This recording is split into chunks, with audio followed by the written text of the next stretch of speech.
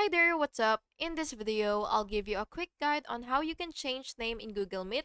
So it's really quick and easy. The first thing that you will have to do is open your googlemeet.com, and once you're here, what you will do is you will click your profile icon, and then you will just have to click manage your Google account and just basically wait for it to load. And now that you're here, what you will do is you will go to personal info, and then next what you will do is you will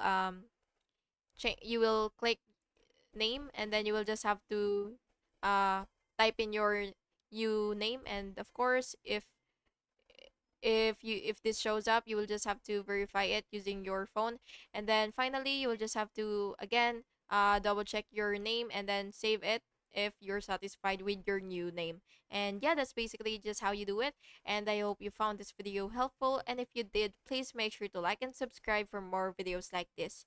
Thank you and have an awesome day.